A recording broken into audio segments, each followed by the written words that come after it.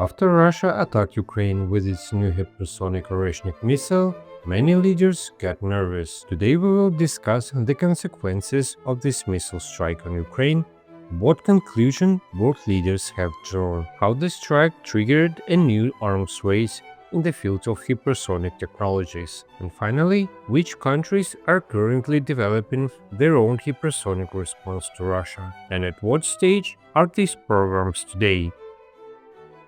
On November 21, 2024, the Oreshnik missile equipped with non-nuclear payload was used by Russia against the Yuzhmash plant in the Ukrainian city of Dnipro. The missile was launched from the Kapustin Yar test site, remained in flight 15 minutes, and reached a peak speed of Mach 11.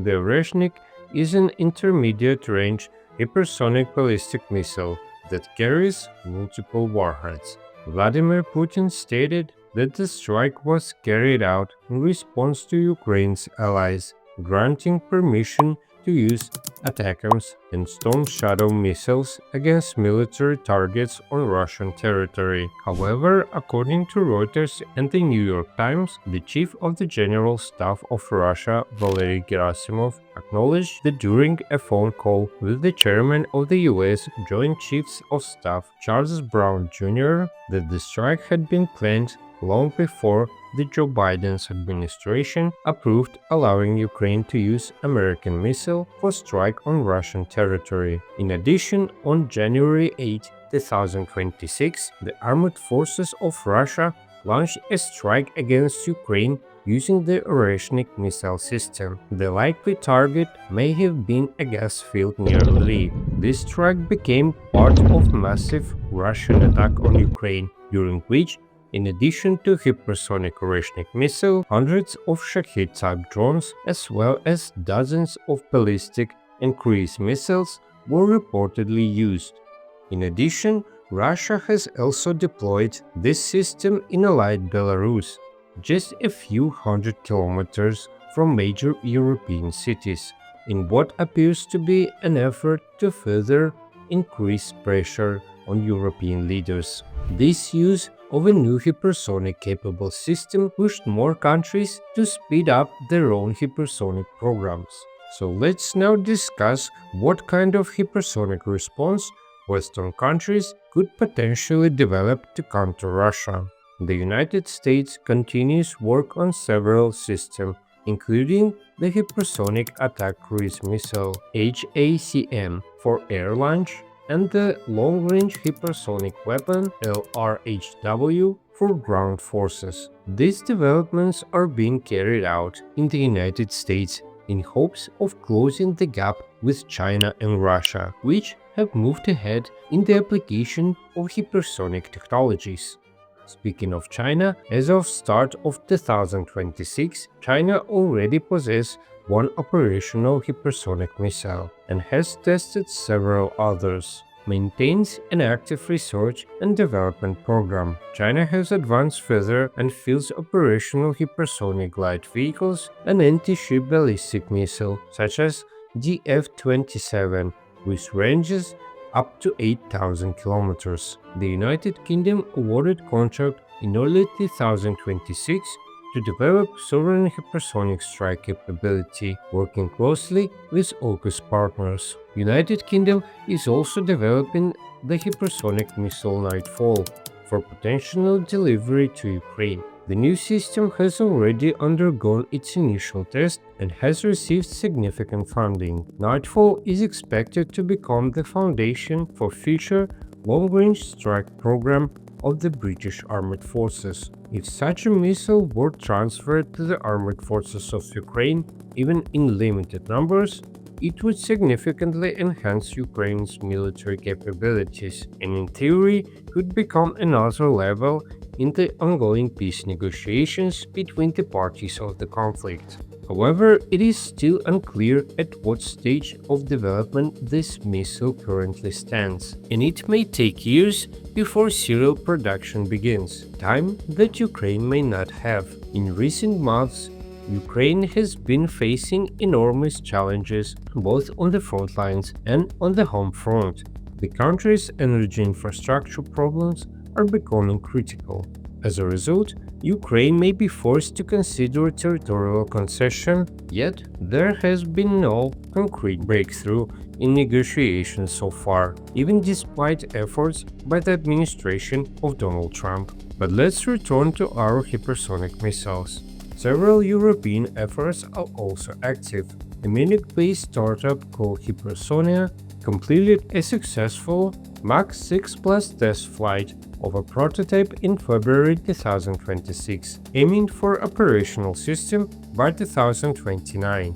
Now let's speak how Australia, in cooperation with the United States, is building something extraordinary. Meet the Skyfire program, or Southern Cross-Integrated Flight Research Experiment. This started in 2020 and builds on the earlier Highfire project that included multiple high-speed flight tests at the Australian Woomera Range. The focus is an air-launched hypersonic cruise missile powered by a hydrogen-fueled scramjet engine. After an initial rocket boost, the missile is designed to fly at speeds over Mach 5, with sustained powerful flight which gives it longer range and better maneuverability compared to pure boost glide designs. It will carry a conventional warhead and can be launched from platforms like the F-15F Super Hornet, F-35A, and P-8 Poseidon. Skyfire data now supports the US HACM program, led by Raytheon and Northrop Grumman. And here is where it gets interesting. Australia plans to integrate hypersonic attack cruise missile with Royal Australian Air Force aircrafts, and flight testing will use Australian ranges for their long-distance capabilities. The missile uses a solid rocket booster to reach initial speed and altitude. Then the scramjet engine takes over and burns fuel in supersonic airflow. This allows extended cruise at hypersonic speed while keeping the vehicle maneuverable. Leading edges face temperature above 10,000 degrees Celsius, so advanced ceramics and thermal coating protect the structure. Guidance relief on internal navigation with GPS updates for precision over hundreds of kilometers. In February 2026, Hypersonic Launch System in Australia completed final ground test of its DART AE hypersonic vehicle. It is a 3-meter-long technology demonstrator with a mass of about 300 kilograms. It uses a hydrogen-fueled scramjet engine and has a projected range up to 1,000 kilometers at speed up to Mach 7. The entire airframe is mostly 3D printed from high-temperature alloys, which makes production faster and potentially cheaper while handling extreme heat. This is a separate private effort from the government Skyfire HACM program, but it shows Australia's growing domestic capability by hypersonic propulsion and materials. The joint Skyfire HACM work has advanced through design reviews, ground tests, and component validation. Flight tests of prototypes are expected in 2026, though the program faced some delays in the test schedule. DART AE's ground tests in early 2026 prepare for an upcoming flight demonstration. These efforts aim to give Australia and its allies faster, long-range strike options in the Indo-Pacific region. Many West countries are actively developing hypersonic technology through both international cooperation and domestic innovation. No operational hypersonic missile is in service yet, but steady progress in testing and manufacturing continues. The global race shows no signs of slowing down as more nations invest in these high-speed systems. What do you think? Will air-breathing scramjet designs or boost glide vehicles provide more effective in the long run? Leave your opinion in the comments. Subscribe and hit the bell for more detailed weapon analysis.